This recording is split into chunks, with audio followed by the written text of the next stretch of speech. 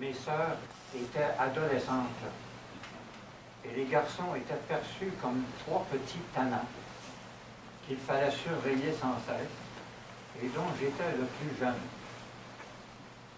Lorsque les garçons sont devenus adolescents à leur tour, Henriette était déjà mariée.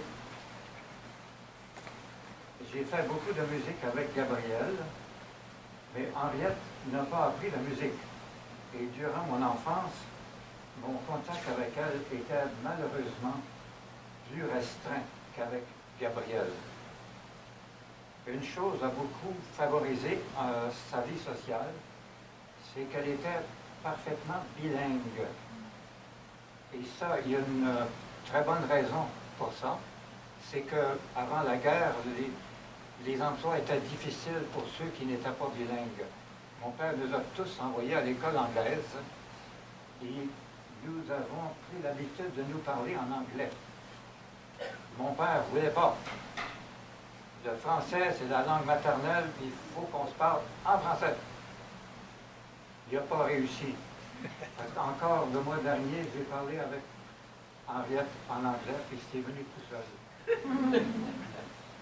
Puis un soir, on était tous couchés, puis mon père parcourt le corridor, il était strict, mon père. Parcourt le corridor, il nous entend parler, puis on était supposé dormir. Et on parlait en anglais en plus. Alors il dit, parlez français, puis taisez-vous.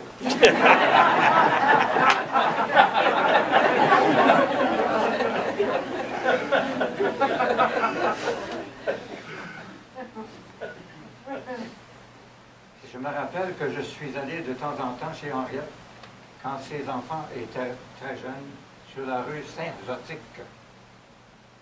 Plus tard, j'étais chez elle un jour, le salon était plein de monde. Et un de ses enfants, 3 ou 4 ans, lui arrive de l'arrière de la maison et lui dit, devant tout le monde, « Maman, viens voir le beau caca que j'ai fait! »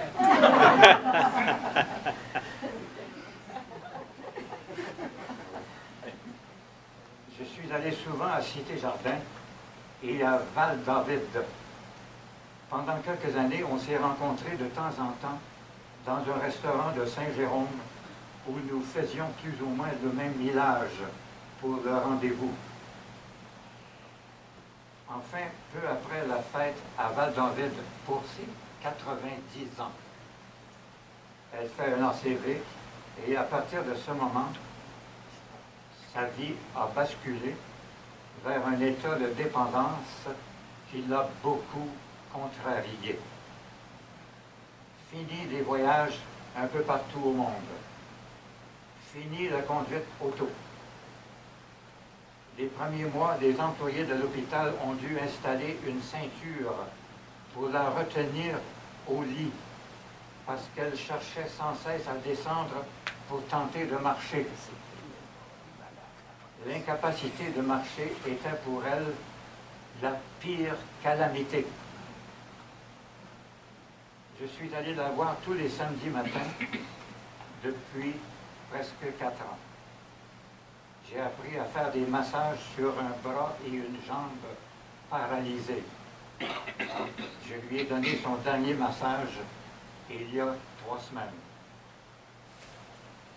Henriette était avant tout une personne imbibée d'amour. Un fait qui a été attesté par le nombre de ses amis. Je suis dans une équipe liturgique et un jour j'ai eu à servir de prêtre pendant une funéraille. Et il y avait dans l'église 2 personnes. Il y a des gens qui n'attirent que peu de monde quand ils meurent. Vous voyez le nombre de gens qu'on est ici. Non seulement ici, mais j'ai eu connaissance combien elle manque au personnel du CHSLD, où elle a passé ces dernières années. Bref, Henriette se faisait aimer partout où elle allait. Et je n'ai jamais cessé de l'admirer pour ça.